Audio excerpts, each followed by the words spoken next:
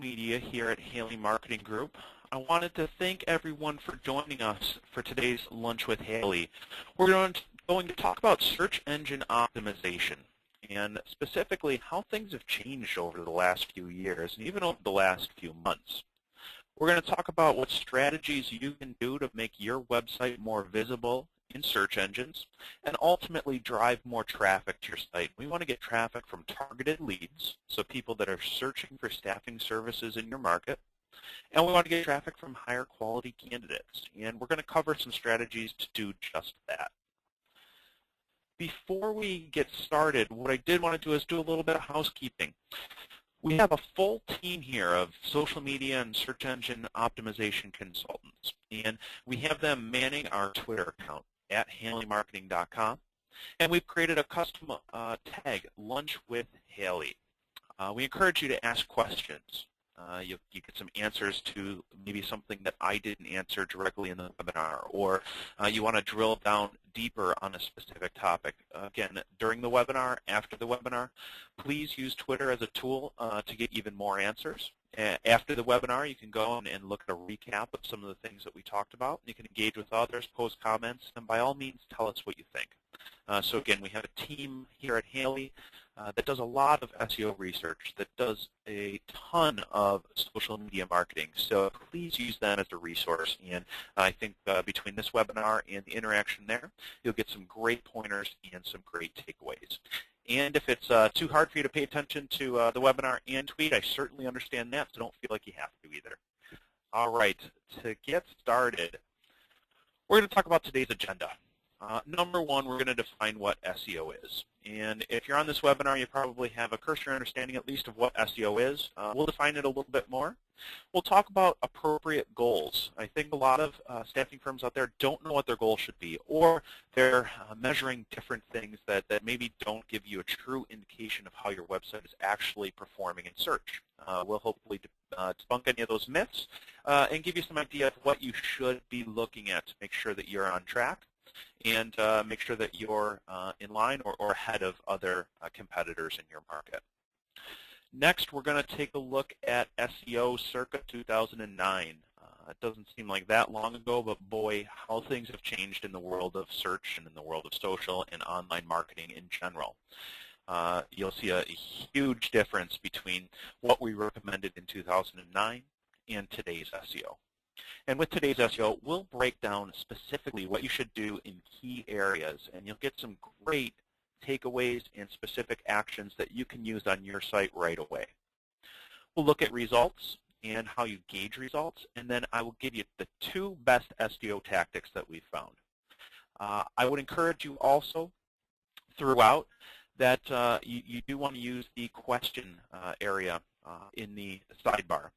Feel free to ask questions throughout the webinar. If I don't answer them right away, I will definitely leave time at the end to answer those. And if we need to extend it longer, there's some great questions, that's not a problem either. All right, so let's talk about what SEO actually is. SEO stands for search engine optimization. And really, and I'm just going to read this definition here, the process of driving targeted traffic to your website from people that are using search engines to look for the products, services, or information you provide. So for staffing and recruiting firms, what does that mean? Well, it means people that are looking for jobs, people that are looking for career help, that are looking for employment advice. On the client side, it's people that are looking for the services you offer. So maybe they're actively shopping staffing providers in the local market. Maybe they're typing in staffing services. Maybe they're looking for a temp agency. Maybe they're looking for a high-level recruiter. You want them to find your website instead of a competitor's. So for everyone that ends up on your website, that's one less person that ends up on your competitors down the street. You want that business. This is the low-hanging fruit.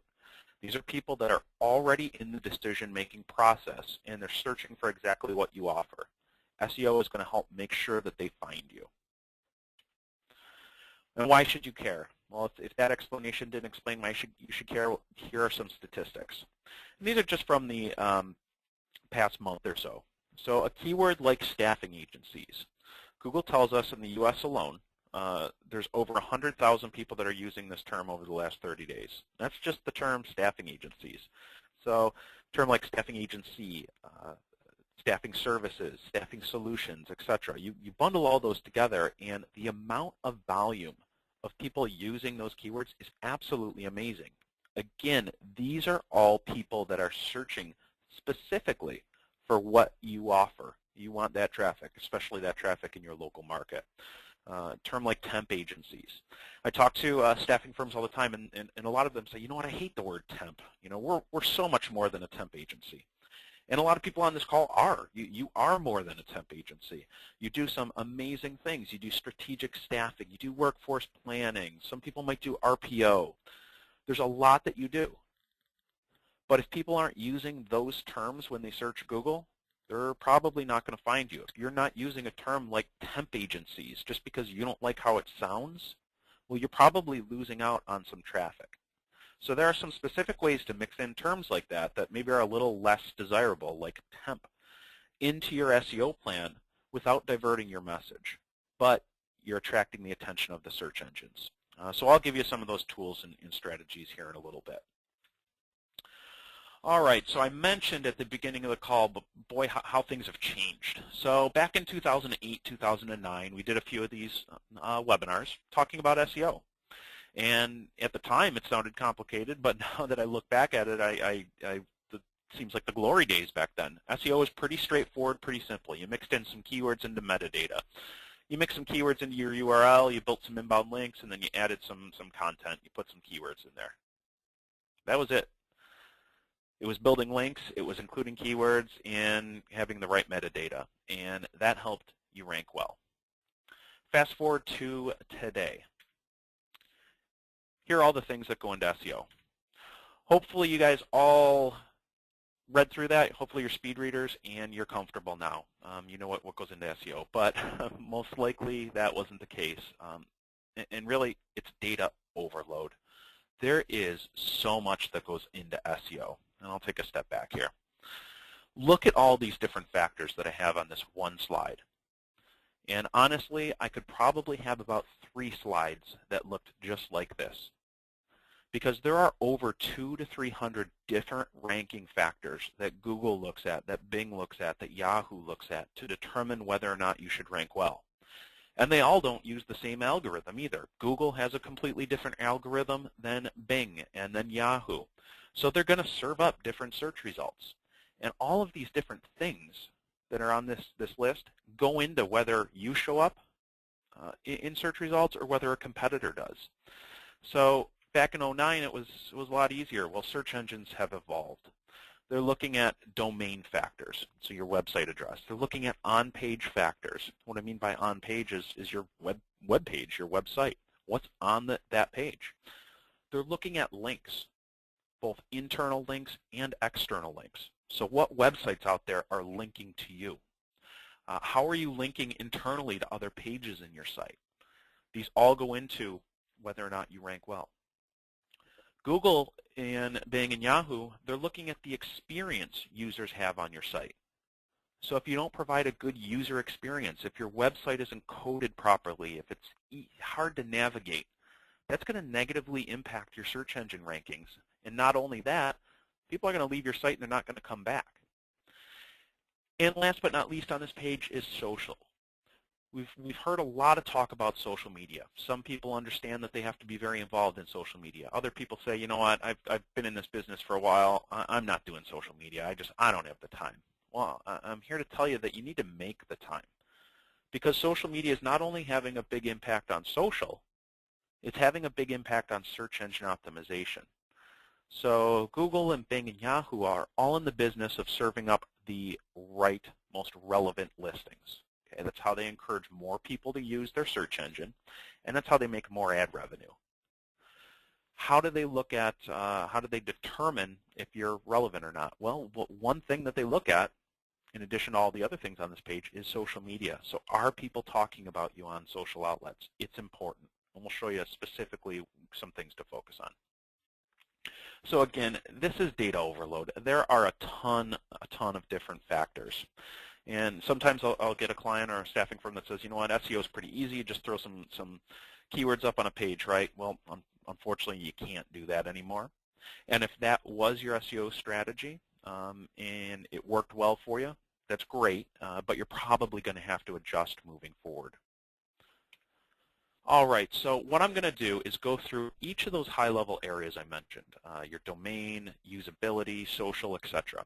And I'm going to give you some key things to point out. Again, these are just some of the keys. These are some of the top-level things that researchers have found that if you edit and update these key things, you'll be much better with you. You'll have a much more comprehensive SEO strategy. So while I can't cover all of the 200 or 300 different factors that go into search algorithms, I'm going to hit on the again, the low-hanging fruit, the things that are going to have the biggest impact for you. And within your domain, so your domain, your website address, you need to pick a good one and you need to stick with it. And what I mean by that is I've heard some companies change their domain often or have purchased a new domain and switch. You really don't want to do that. And the reason for that is Google is looking at domain longevity. So again, one of the factors they look at is how long your domain has been in existence. And they're going to give a little bit more weight to a domain that has a rich history, a domain that's been around for a while, as opposed to one that was just newly purchased, newly acquired, and newly launched. If it makes sense in your domain, include keywords. And I've shared an example here. Just taking a random Latin word, conducto, and I see a lot of staffing firms say, you know what, we're a human capital firm, because that just encompasses more of what we do. And I get it.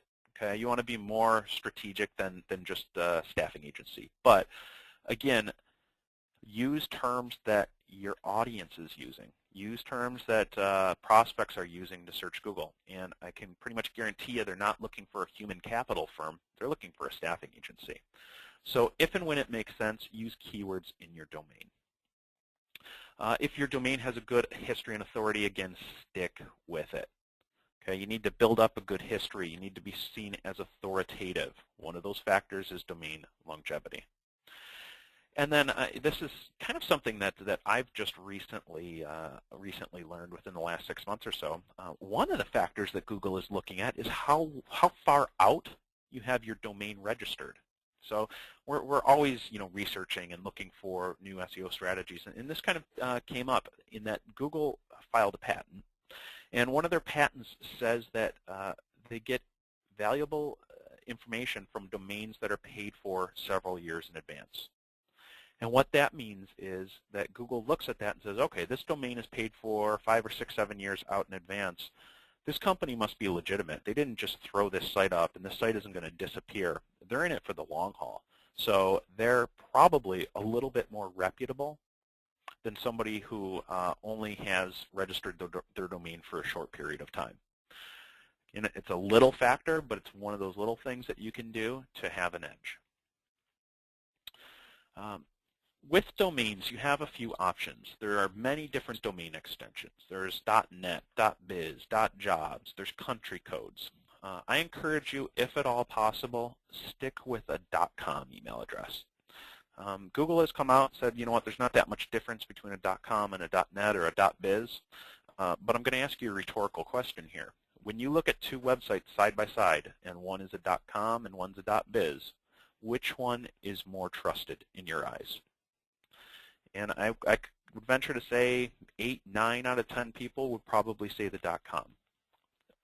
Okay, it just is seen as a little bit more reputable, and it might give you a slight edge in search results. And even if it doesn't help you rank better in search results, when you do show up in search results and you compare a .com against a .net, you'll see more people click on that .com in search results, even if it's a lower listing. Okay, so again, when at all possible, stick with .com.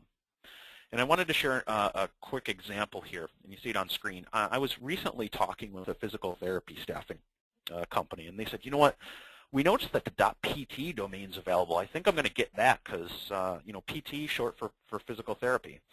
And I said, well, from an SEO standpoint, that's really going to do you no good unless you do most of your staffing in Portugal. Okay, because .pt is the country code extension, domain extension for Portugal. So again, stay away from those strange domain extensions and focus on the .com. Another question I get a lot is, what if I go out and buy a lot of domains? Okay, I purchase all these good domains with these great keywords. I'm just going to go ahead and I'm going to forward all those domains right to my website, and that's going to help with my SEO, right? And what I say is no, it certainly won't.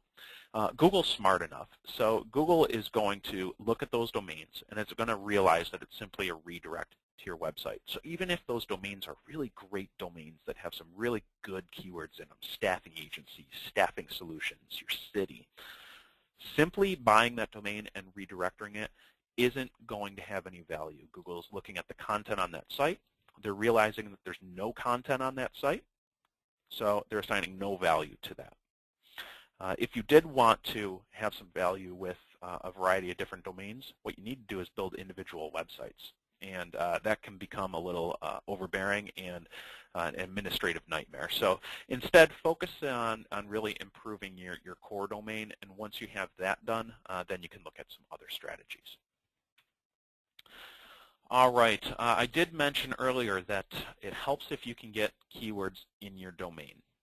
What I want to caution you on is not to get carried away. So you see this example here, staffing agencies and recruitment services in Dallas, Texas. It's a super long domain, and Google is going to realize that you're trying to game the system. Okay, I'm not saying that staffing agencies Dallas isn't a good URL, because it certainly is, but don't try to game the system.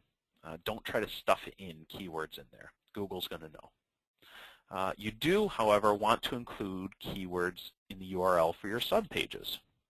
And what I mean by that, you have a root domain. So in this example here, it's xyzstaffing.com. After that, you can include keywords. So if you have an employer's page that talks about your services, you may want to use a term like staffing agencies. And if you staff in Tulsa, you may want to include the geography Tulsa. When Google looks at your URL, it's looking not only at your root domain, but it's looking at what keywords you have in that URL. You want to make sure that the keywords in your URL match what that specific page on your site is talking about. And in this case, if this was the employer's page, we'd be talking about staffing agencies in Tulsa or staffing services in Tulsa. You can do the same thing with your job board. Make sure you get jobs or employment in there. With your job seeker page, a term like employment agency or temp agency or temping, those might be good terms for you. So you do want to make sure that you include keywords in your URL. All right, let's move on from domains. So we talked about your address. Next, we're going to look at on-page SEO. And again, what I mean by on-page is everything on your site. That includes the code, that includes the content, that includes pictures, everything that's on your physical website. One of the things that you're going to want to look at is something called your title tag. Every page in your website has a title tag, and if it doesn't have one assigned, Google's automatically assigning one to it. And what this is, it's part of the code of your website. And this code tells Google, hey, when you show my site in search results, I want you to display this information if possible. Now, Google doesn't guarantee that it's going to show this information, but 99 times out of 100, it's going to display. What you want to do is make sure that when you're creating title tags, number one, you have a unique title tag for every page in your website. What I mean by that, think of your website almost as a lottery drawing. So you're trying to rank well in Google search results. The more tickets you have, the more opportunity you have to win in the lottery. Same thing with SEO. The more pages you have in your website, the more opportunity you have to rank well. And you should vary the keywords in your title tags. So on your home page, you probably want your company name early, and then talk about what you offer. Talk about the services that you offer, and mix in keywords. The challenge here is that you only have about 65 to 70 characters, so anything after that is going to get truncated like in the example here. So try to keep it to about 65, 70 characters. Try to mix in keywords, and make sure that every page on your site has unique title tags. Okay, and you can see the example here. What you don't want to do, again, is just keyword stuff. You do want to mix in relevant terms that relate to the content of that page. So again, if you're talking about the employers, your most likely talking about staffing services, recruitment services, recruiting, recruiters. Think about the terms people are using to search for the services you're describing on that page and incorporate those. And I just had a question come in. Are meta tags and title tags the same thing? Yeah, they're used interchangeably. So when I talk about meta, a title tag is a type of meta tag. So as you'll see here in a second, there's also a meta description tag. If you're looking and you're talking to your programmer or your SEO person about your title tags, you can refer to them either as title tags or meta title tags. Hopefully that answered the question. All right, so we're going to have unique title tags on every page in our site. It's going to give us an opportunity to rank well for a variety of different terms. And again, one of the reasons you want to do that, somebody might type in staffing agencies in Dallas, somebody might type in staffing services in Dallas, somebody might type in recruiting agencies in Dallas. Use each page on your website to mix in different terms. And try to mix those terms in early. I mentioned that you could have your company name early on the home page, but then on other subpages, I wouldn't waste that space right up front with your company name. Mix in the keywords that you really want to rank well for and mix those in early.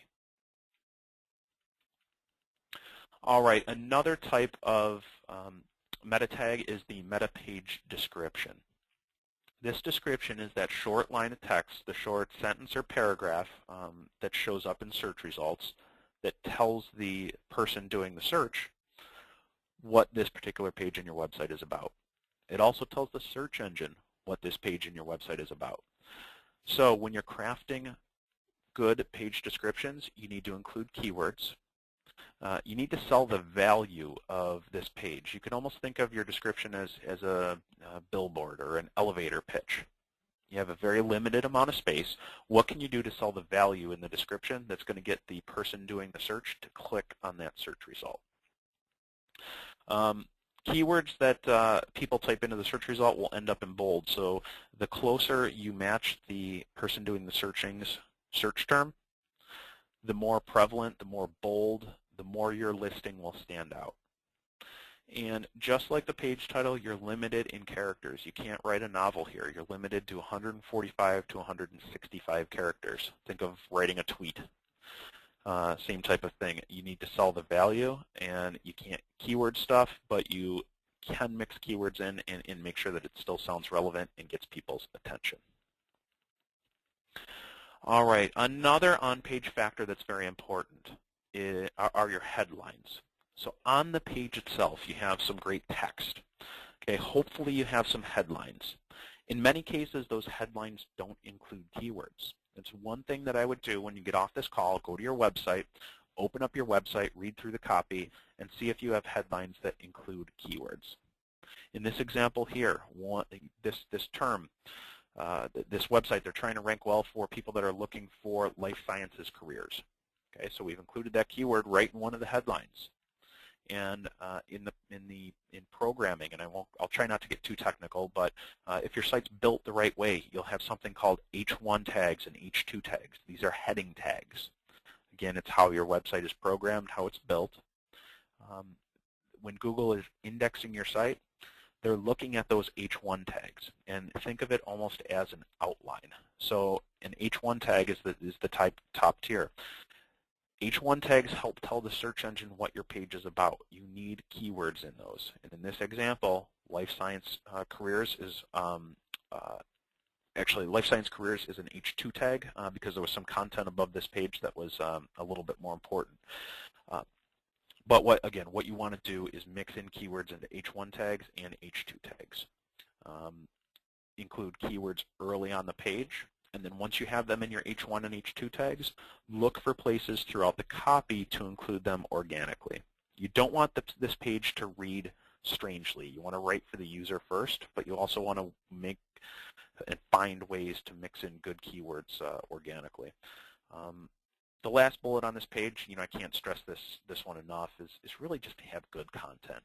That's really a core of good SEO, is having good content, having consistent content that's updated, and mixing in keywords when and where it's relevant. All right, on your page on SEO, what you want to do is avoid something called duplicate content. Google, right on their Webmaster's blog, they come out and tell you that duplicate content can really hurt you. You know, what is duplicate content? It's content that resides on another page on the web somewhere else. Okay, it could be another page on your own site. If you have duplicate pages on your site, that could hurt you. Or it could be that you quote-unquote borrowed content from someone else. Google knows this, and they'll take a look, and if you have duplicate content, if you've plagiarized, if you've pulled content from somewhere else, that's going to negatively impact you, and Google will punish you for that. So make sure you don't have duplicate content. I've seen some websites out there that create several of the same pages with a few different keywords. So they're trying to rank well for a bunch of different keywords, and they said, you know what, we're just going to create 10 of the same page, and each H1 tag, each heading tag is just going to have a different keyword. Well, that might have worked 2 years ago, 3 years ago. It's not going to work anymore, and in fact, it's going to negatively impact you. So your content, each page on your site needs to be unique. Avoid duplicating.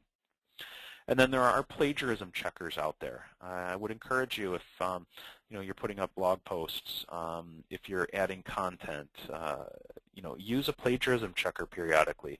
Make sure that there aren't other websites out there that are stealing your content, or make sure that your content isn't stolen. Again, if you do have duplicate content out there, it could be harming you.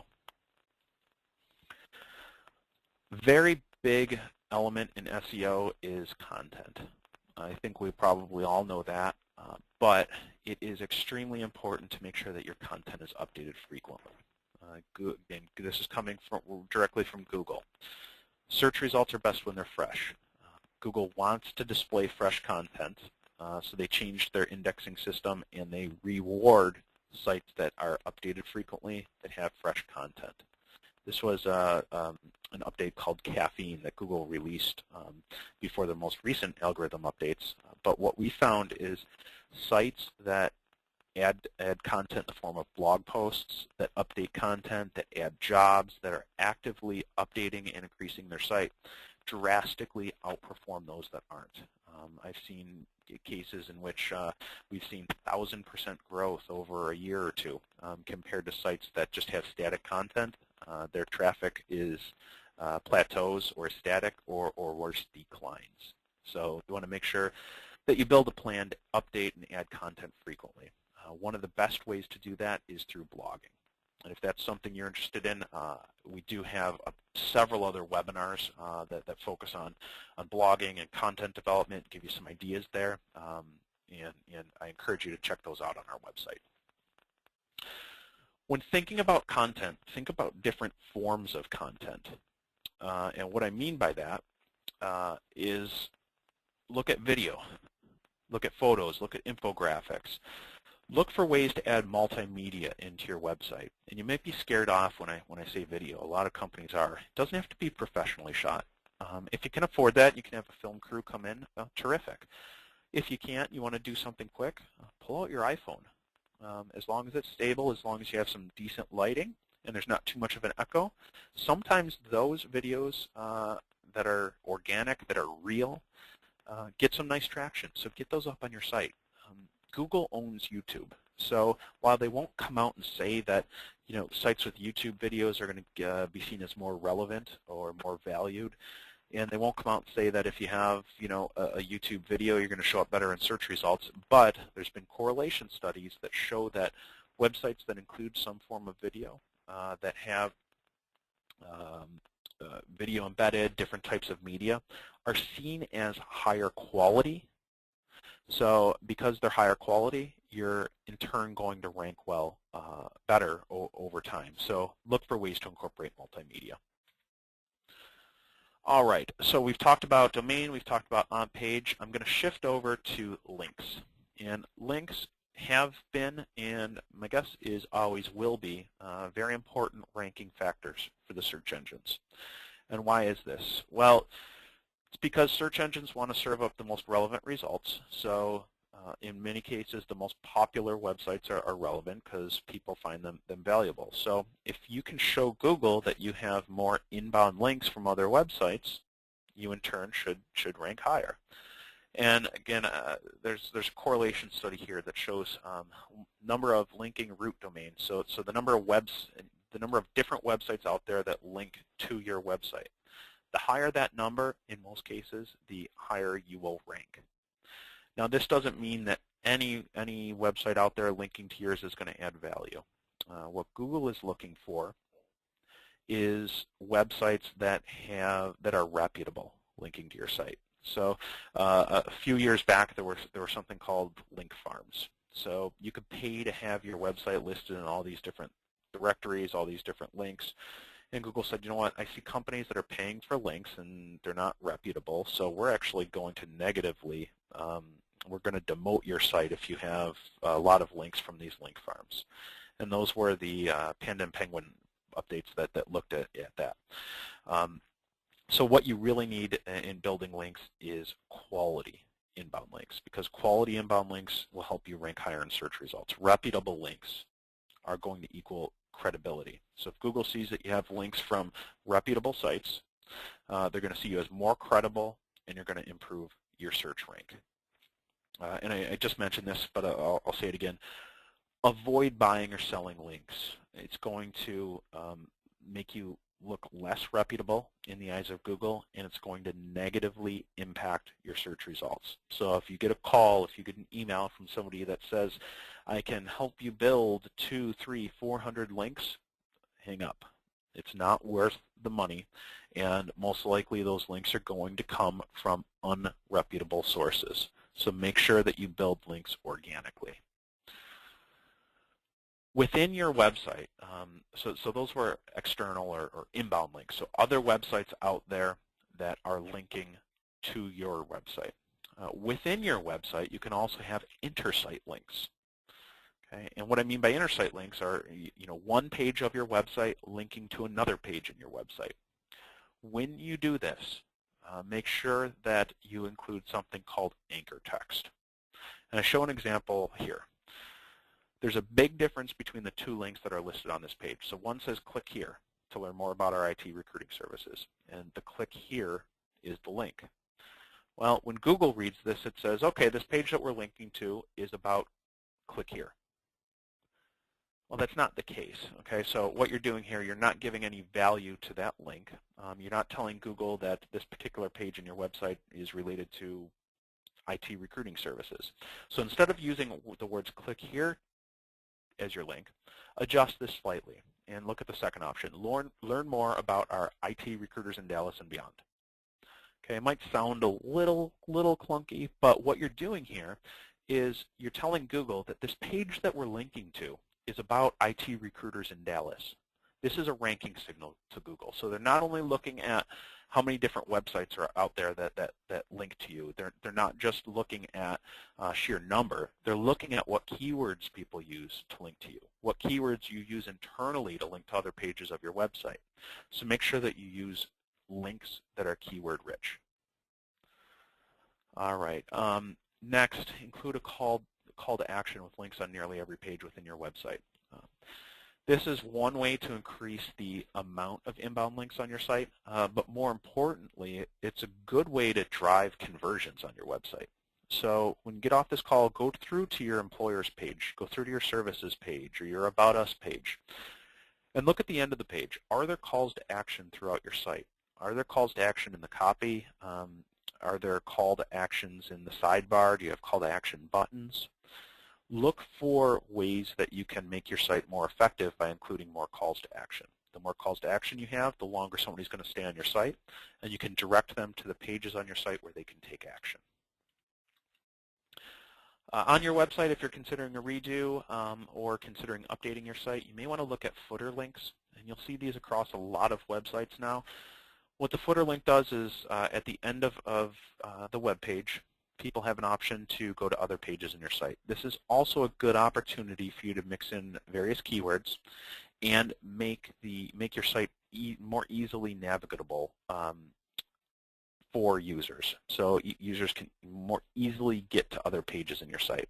You want to make sure that you don't just cram keywords in there, but if you structure your footer link the right way, like in this example, you can break things up for the user and help people get to the right place.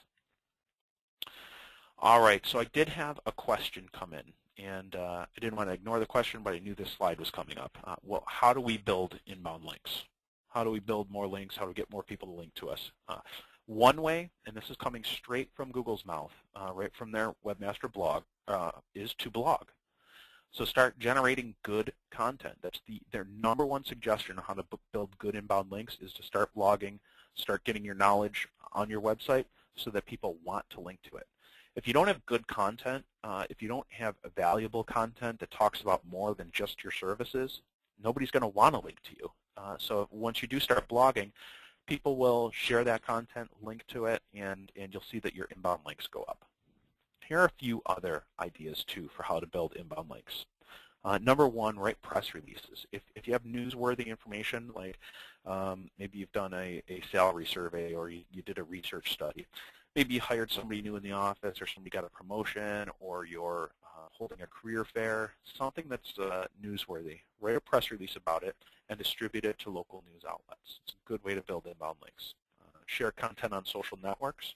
Provide testimonials to your vendors. I really like this one, and if any of our clients are on the phone, we would love to get a testimonial from you. We'll highlight that on our website. Maybe we'll write a little case study about that. And that's a great way to build inbound links because not only are we going to talk about the success that you've had, we're going to link back to your website with some very rich keywords, so that adds value.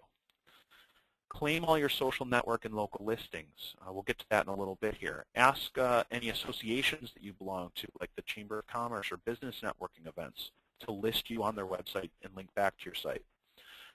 Get involved in Google+. I know many people out there are hesitant just because it's not as popular as Facebook or Twitter or LinkedIn, but Google+ has value. Links there and shares drive what they call link equity. There's value in sharing content there and getting people to share it as well. And then connect with local college and university career offices. You're in the business of offering jobs. Career placement offices are in the business of helping graduates find jobs.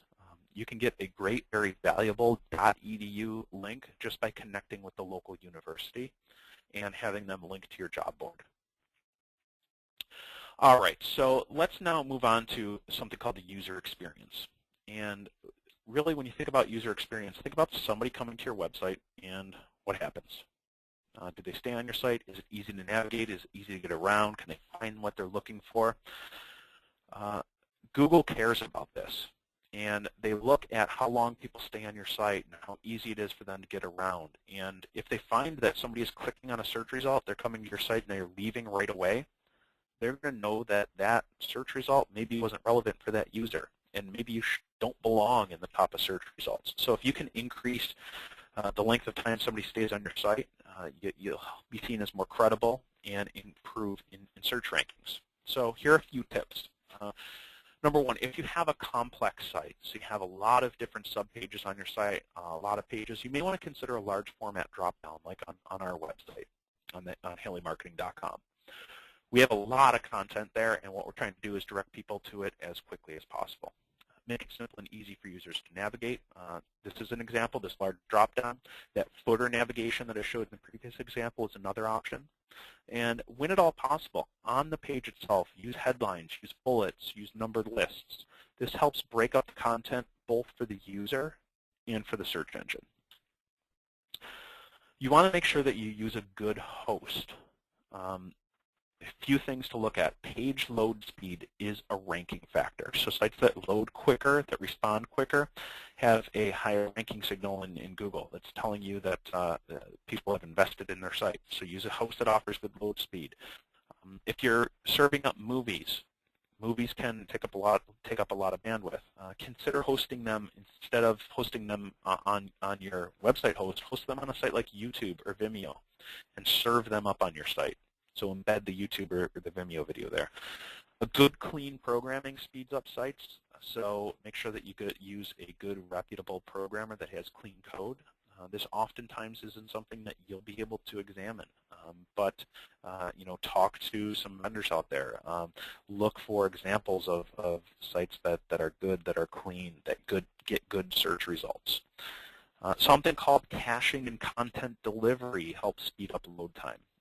The way pages load can have a big impact on search engines. Here at Haley, we've built in some tools internally so that when somebody comes to one of our clients' websites, the page doesn't have to be built every single time. We use something called caching to speed up the overall speed of the website, and this helps drive better search results. Ask your host about site uptime or downtime. At some point in time, your site may go down or may be inaccessible, and that's going to happen. But look for a host that has a very good uptime and downtime. Choose a good content management platform. Here at Haley, we use WordPress, and you want to make sure that you keep plugins up to date for security purposes. With WordPress, there's some absolutely amazing plugins, but you need to make sure that they're up to date so that there's no security holes. Just like you have internal software, or you update your Internet Explorer browser or Firefox, you need to make those updates, and you need to make those on your website as well. One of the nice things about working with a reputable host, and I'm going to plug Haley Marketing here, we do all of this for you. So as part of our hosting package, we're looking at all these things. We're serving up sites as quickly as we can. We're updating plugins. So make sure that your host does that as well. There's something called DNS. You need to host that with a reputable registrar. Some examples here: GoDaddy, Network Solutions, Register.com. Don't just go out and pick somebody because they're the cheapest. Okay, there's a reason they're the cheapest. Make sure you use somebody reliable. And then last on this list, use a host with redundancy built into their infrastructure. And don't host internally. What this means, what redundancy means, is they have multiple servers serving up content. So if there's an infrastructure failure, if one of the servers crashes, your site doesn't go down, it just shifts to a different server. If you're hosting this internally and you have one server and your server goes down and you have an issue, you've got a big issue because nobody could find you online. So ask your host about that. All right, user experience. One thing that you're going to want to look at is bounce rate. And these statistics that I'm going to show you are all accessible right through Google Analytics. Bounce rate is the number of people that come to your website and leave after one page. Across the industry, when I look at this, and I've got statistics on 300 to 400 different staffing websites, we see about 70% bounce rate. You want to aim for below 50%. So you want to get more people staying on your site longer. Google's looking at bounce rates. Sites with a high bounce rate will often be demoted in rank. You want to look at average visit duration. Industry average is about 1:15. I want you to get above 2 minutes. The longer people are staying on your site, the more relevant your site is to them, and Google knows that. So they want to serve up sites that are relevant to users. So if you can improve visit duration, it can have some impact on search engine optimization. And pages per visit, too. For pages per visit, you want to make sure that your site is easily navigated so that people can get to other pages in the site. You want to have good, strong calls to action, like I mentioned earlier, so you keep people on your site longer. Industry average is about 1.5 pages per visit. I want you to get over 3. I've seen some staffing and recruiting websites that are at an average of 8 to 10 pages per visit. If you can do that, again, it's going to be a ranking signal to Google that your site's relevant, people care about your content, and stay there. One thing that you do want to set up beyond just Google Analytics is Google Webmaster tools. This gives you some insight into how you rank for different search queries, and not only that, but when you do show up for those search queries, how many times are people clicking on that result? One thing that's important here, if you're showing up for a specific search term and you have a high click-through rate, that's going to indicate to Google that this site's relevant, that you deserve to be at the top of search rankings. So try to rank for terms that you can have a high click-through rate on. And when I say high click-through rate, I'm looking for about 10% and up. And then lower click-through rates, if you find that you're ranking for a specific term and you got a very low click-through rate, maybe you want to take a look at your site and see where that term's included on your site and see if it makes sense, and adjust that to try to get your click-through rates higher. All right, another element of search rankings, social media. It's becoming more and more important to be engaged in social media, not only because of the impact social media has, but it's now impacting search results. Bing came out and said if you're not engaged socially, you're missing the boat because those are important signals for Bing. And they're important signals for Google and Yahoo. So get engaged socially. I will say that we don't have time in this webinar to really dig too deep into social media, but we did just recently wrap up a webinar on social media and the science behind social media. I encourage you to go to our website under the freebie section at haleymarketing.com, and we have a recording of this webinar. We have the slides, and it walks you through exactly what to do on social. If you follow those tips, you're going to have a nice impact on your search engine rankings as well. One very important thing, I talk about content, updating frequent content on your site. Make sure that it's easy to interact with that content and with your company. So include social sharing icons on your blog. Include follow links throughout your site. The more you do this, the more people interact with your content. The more people interact with your content, the more that content gets in front of more people. So you get more traffic back to your site. The search engines see that your content is relevant. They see that people are sharing that content. You're building links back to your website.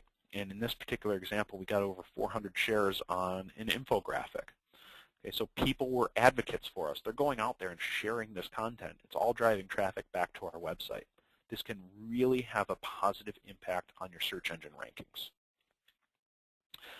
I mentioned it earlier. I'm going to mention again, get on board with Google+. It's a late entry into social media, but it's an important one. Okay, get your Google Plus page, get your Google Plus account set up, and begin sharing content there. Why is it important? Well, when you're logged into Google, as many people are, your results will start including Google Plus recommendations. As you can see in the example here, people's faces that you're connected with are going to start showing up. If they've +1 content or they've engaged with your site in the past, they're going to show up there. People are more likely to click on that search result if they recognize the people there. So it helps increase trust. If you can increase trust, you're going to increase click-through. And as we showed earlier, if you increase click-through, you're going to improve your search rankings. So everything ties together. You're going to want to make sure that you claim your Google Plus local page listing. And what is this? Well, when you do a search for something, and in this example I did a search for staffing agencies in Chicago, you're going to see that people's Google Plus pages show up. You see Select Staffing, City Staffing, LaSalle Network, etc. This is how you get on the map. And I get that question a lot. How can I get on that map? You need to claim your Google local listing. You can do that by going to the URL on this slide. You're going to need to verify ownership, and you're going to update your profile. And then what I want you to do is try to get as many reviews on that as possible, hopefully positive. Google won't come out and say that sites that or companies that have more reviews are going to rank higher, but I'm going to tell you they do. So if you can get more Google reviews, if you can get more people to interact with your page, you're going to increase in rank, and you're going to show up on this map higher and higher. That's going to have a nice impact on your website traffic. All right, so we're kind of getting short on time, so I'm going to go through ROI. And we have a ton of questions coming in, and I will tell you that I'll stay on. We're going to answer all of those, so keep them coming.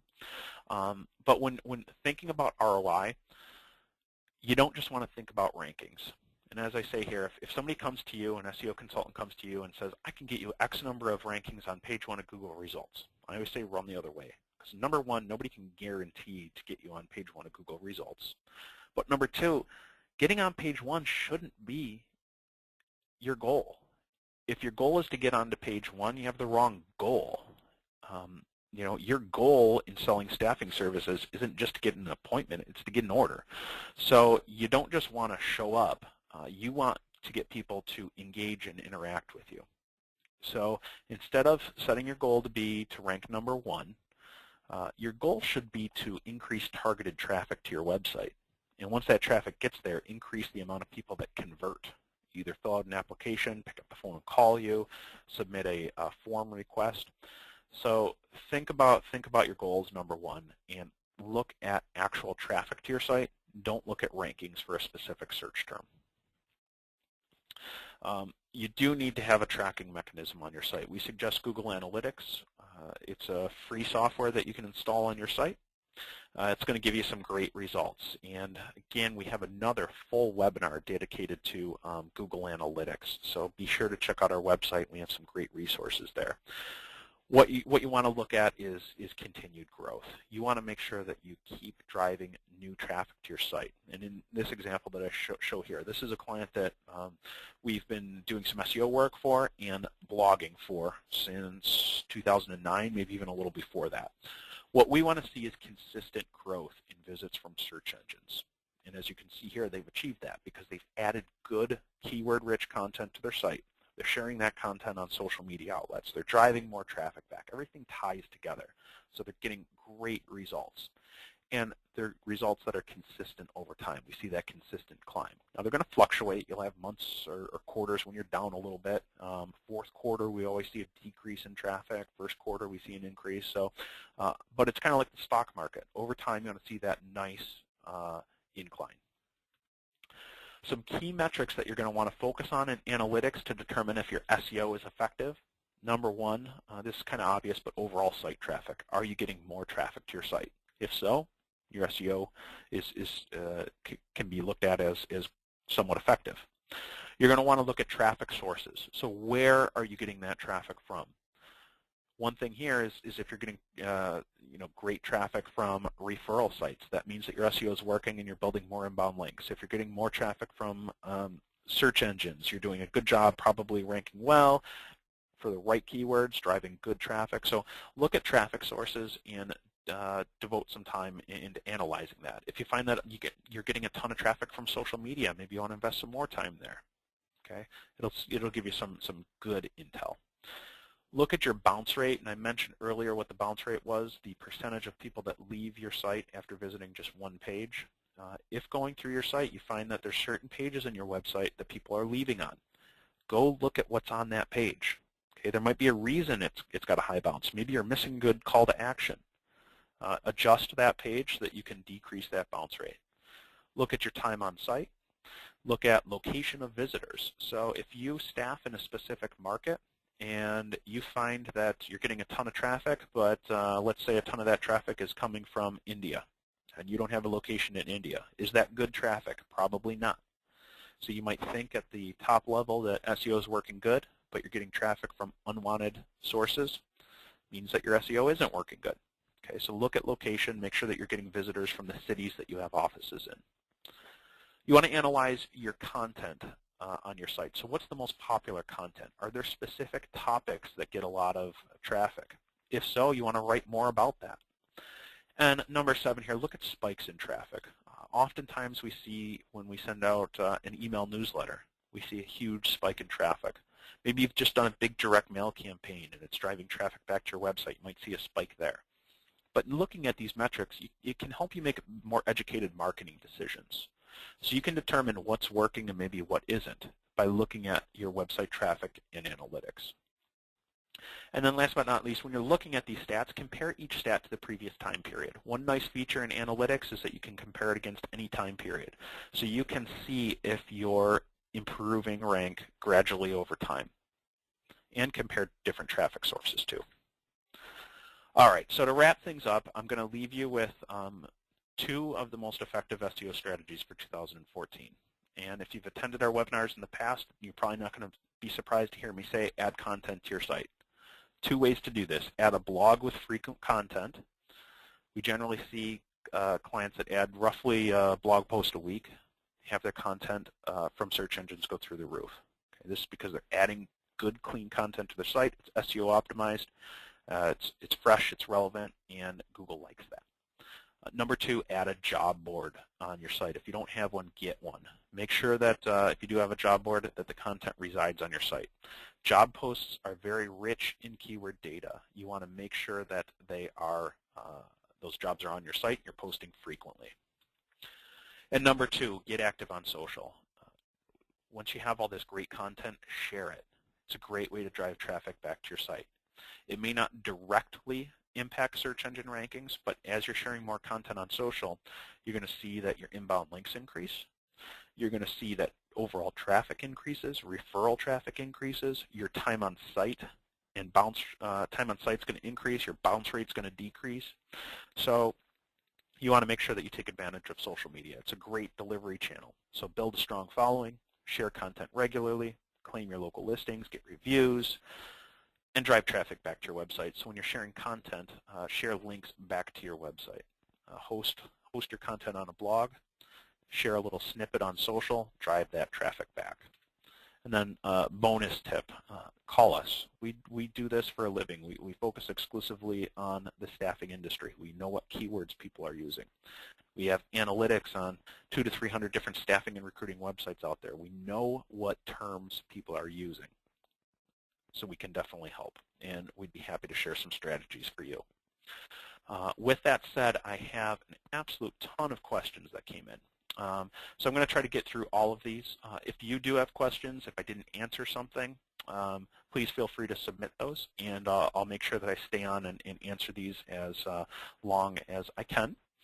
So let's see. To start off, we had a question come through from Twitter. What about purchasing a new domain with good keywords and pointing it to my current domain? Purchasing a domain that has good keywords in and of itself and just repointing it, there's no inherent SEO value. Now, I'm not going to tell you not to do it, because if you can buy a great domain that people can remember, that's easy, and you can redirect it to your site, go ahead and do it. But just doing that in and of itself isn't going to increase SEO value.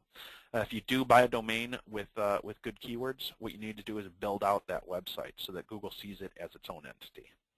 There's a lot of time involved in that, but it can be well worth it. Another question came in. With regard to multiple domains, what if you do it with masking? Google is smart. I wouldn't do that. They're going to realize that you're masking domains, or you're creating something called doorway pages. So you're just creating a one-page website and linking to your site. That used to work. Now it's seen as more of what they call a black hat SEO strategy or tactic, and it can actually negatively impact you. So I would suggest against that. Another question came through about hosting and reputable hosting providers, and somebody asked, is GoDaddy reputable? And this actually might have came through when we were talking about registrars. Yes, yeah, I think they are. I've heard some good things, so they can certainly help you with registration.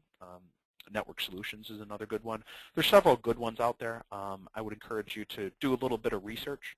And if it's somebody that you've never heard of or haven't heard good things on, you may want to stay away. I would also look at social reviews. Just like people are going to look at social reviews for staffing companies, look at social reviews out there for hosting providers. Look at staffing reviews for DNS providers or registrars, and you'll get some good information there. Let's see. Another question came in. Do mirror pages negatively impact SEO? Say multiple contact us pages. It really depends on how this is set up. So let's say, for instance, you have multiple office locations. Okay, and each location has its own page. And that page has some unique content in that you're serving up office information that's specific to that location. I strongly encourage you to do that. If you have multiple locations, make sure that each location has its own page. The content on that page might be similar in structure, might be some of the same content, but there is a ton of SEO value in creating location pages. Now, if you just have several different Contact Us pages that are the exact same pages and you use them for different testing purposes or things like that, there's a way to set up those pages properly so that Google won't negatively impact you. There's something called canonical links, and you want to set those up correctly. You may want to just do a little bit of research in that, or give us a call and we can dig deeper for you and provide a specific recommendation. All right, another question came in. Who would staffing firms link to? So on your website, sometimes you may link to other sources. Who might you want to link to? Well, think about who you'd want to link to you. So maybe it's the local chamber of commerce. Maybe it's an industry association. So instead of thinking, I guess, necessarily about who you would want to link to, maybe think about who your visitor might want you to link to. So if they're searching for some resources that are related to an association that you staff for, an industry that you staff for, you may want to consider adding a link on your site to them.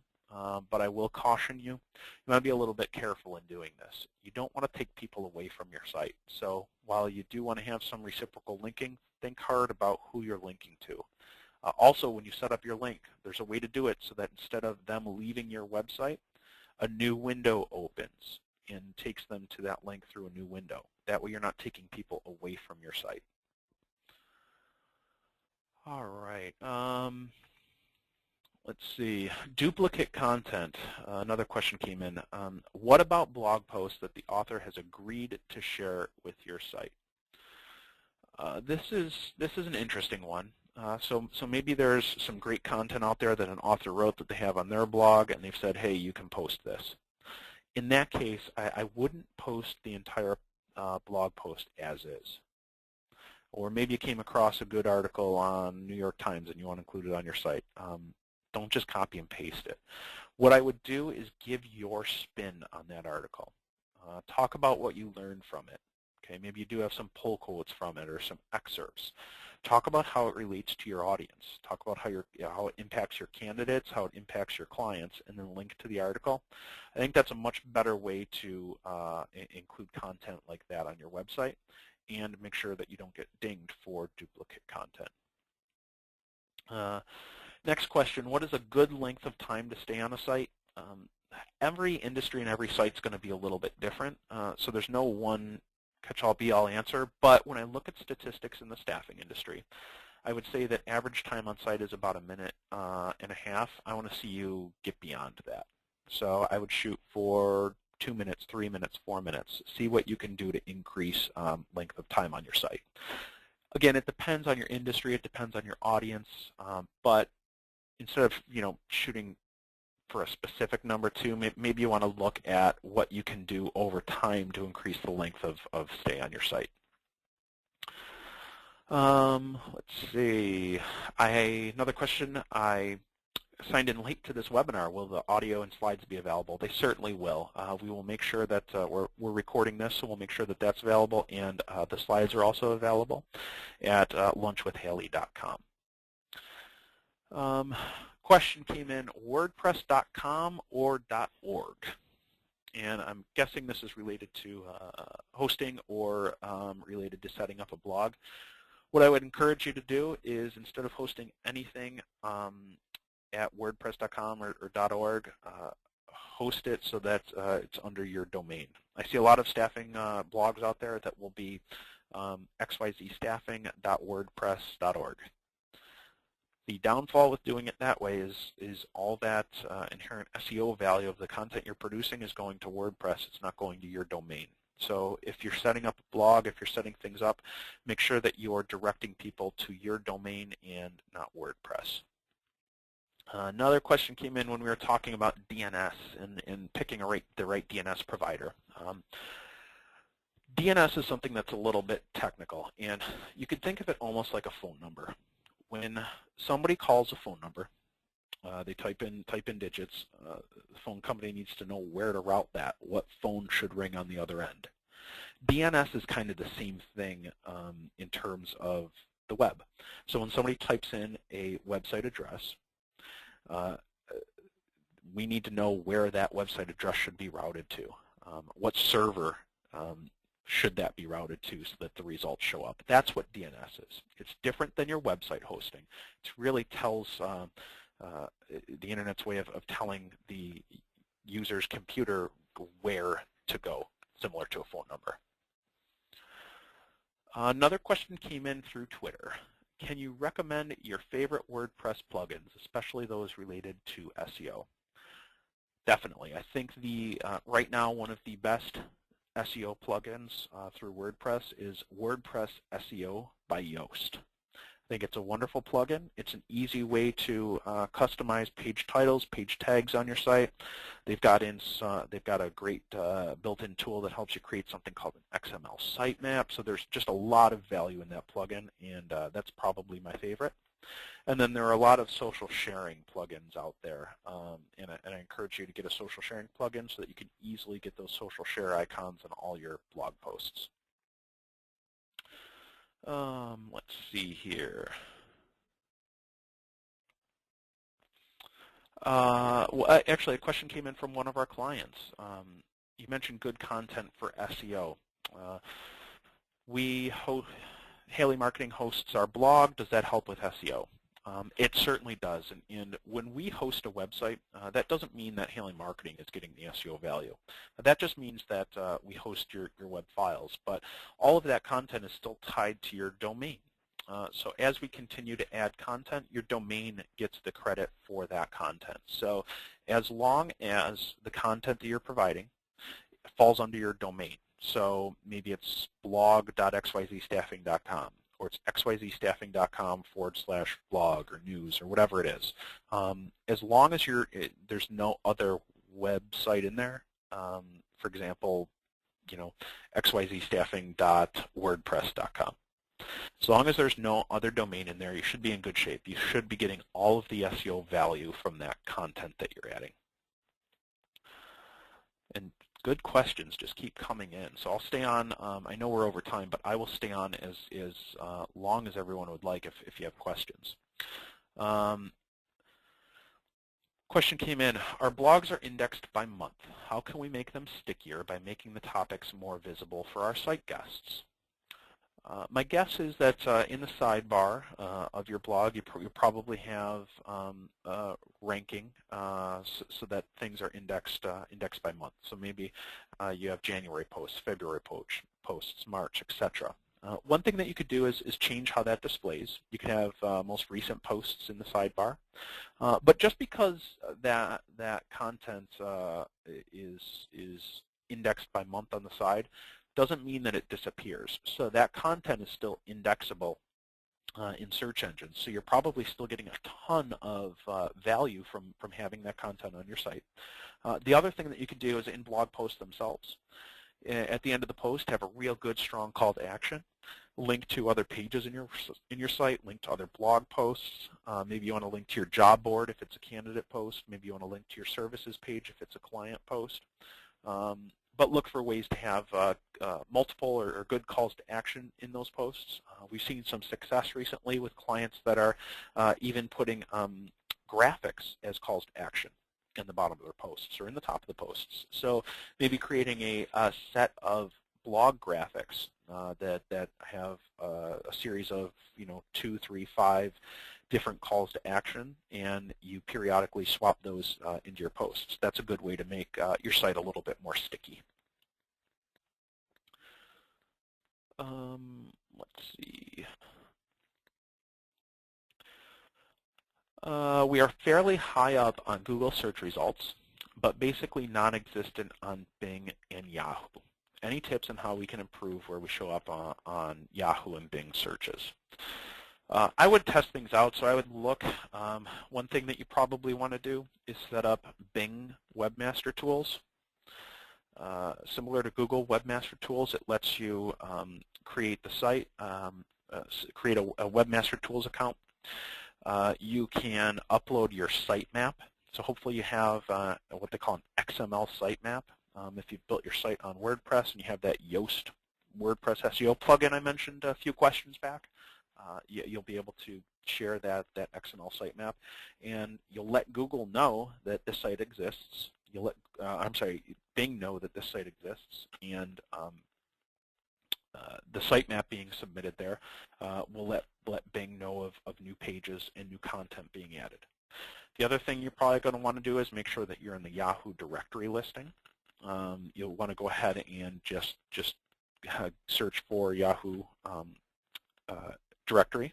Make sure that you're there. I've seen that sometimes claiming your Yelp listing and getting Yelp reviews will help increase some results there. You'll also want to make sure that you get some Yahoo reviews too. So those are some strategies that can help you, but overall, really it's producing good content and making sure that Yahoo and Bing realize that that content is available. Let's see.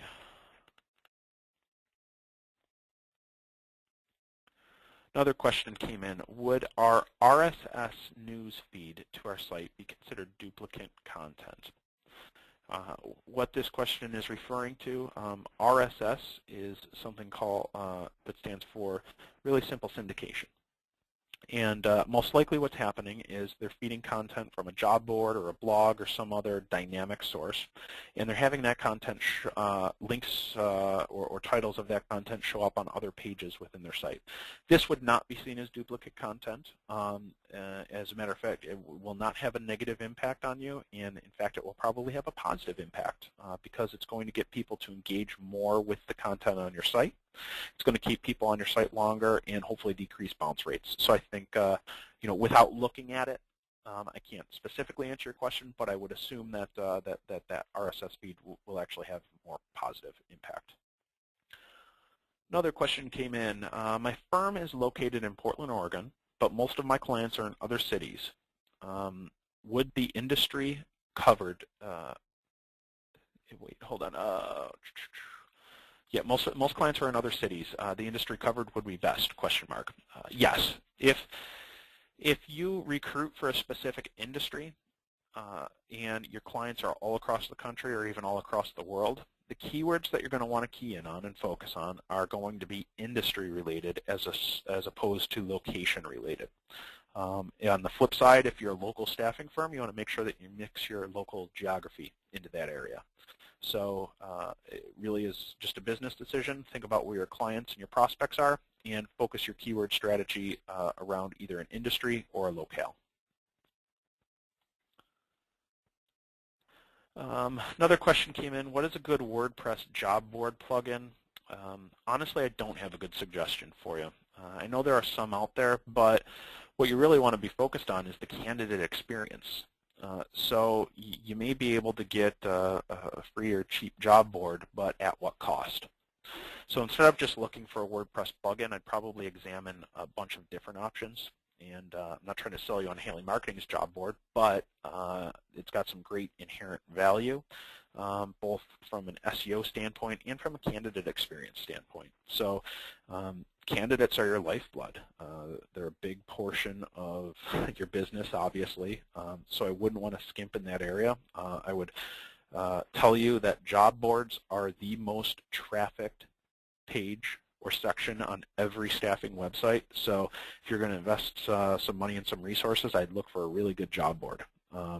Check out the Haley Marketing job board. And I'm not just saying this, but it's one of the best that I've seen. It's got some amazing SEO value built in, and it gets some great results. So unfortunately, I don't have a good WordPress job board plugin just because we're so attuned to using the Haley Marketing version.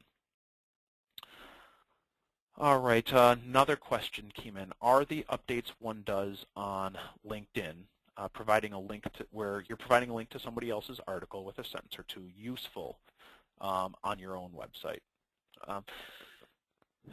From an SEO standpoint, if you're posting content on LinkedIn and you're driving traffic back to somebody else's website, that value is going to that other person's website. So there's no inherent SEO value for you. However, there is some branding value there for you. What I mean by that is one of the rules of social media and what makes social media so great is providing value to other people. So I'm a big sharer of content, not just content on Haley Marketing Group, but content I come across. And why do I do that? Well, number one, I think it's good content. But number two, I think it can provide some value to the people that I'm connected with. If I can provide value to the people that I'm connected with, when they need my services or they're looking for a marketing partner, the hope is that they're going to pick up the phone and call me instead of calling somebody else. So while there's no built-in SEO value, I think there is a ton of built-in business value in doing that. What I will caution you is not to just do that exclusively, though. So you don't just want to share other people's content all the time. You want to drive traffic back to your website when at all possible. So I would include executive summaries of good articles. I would write original content, all that good stuff on your blog, and then share that in LinkedIn updates too. Hopefully that answered the question. And I think that was all the questions. If I missed something, I'm sorry. But if you do have questions or want to dig into a topic in more detail, please feel free to call our offices. We would be happy to talk with you about your website, your online marketing strategy, your overall marketing strategy. Anything that we can do to help, please just let us know and give us a call. See our contact information there on the screen. Don't be shy.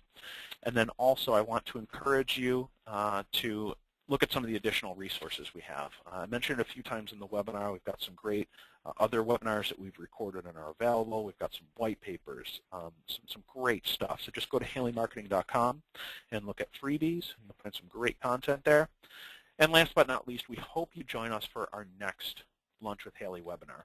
It's going to be an executive forum recap. So we're going, 3 of us are going to the Staffing Industry Executive Forum next week. And we're going to bring back some of the best lessons learned. And that's going to be Thursday, April 3rd at 2 p.m. You can sign up by going to lunchwithhaley.com. Thank you so much for your time. I know we ran over with all the questions, but I hope it was valuable. And don't be shy. If you do have more questions, I'd be happy to help answer those. Thank you so much.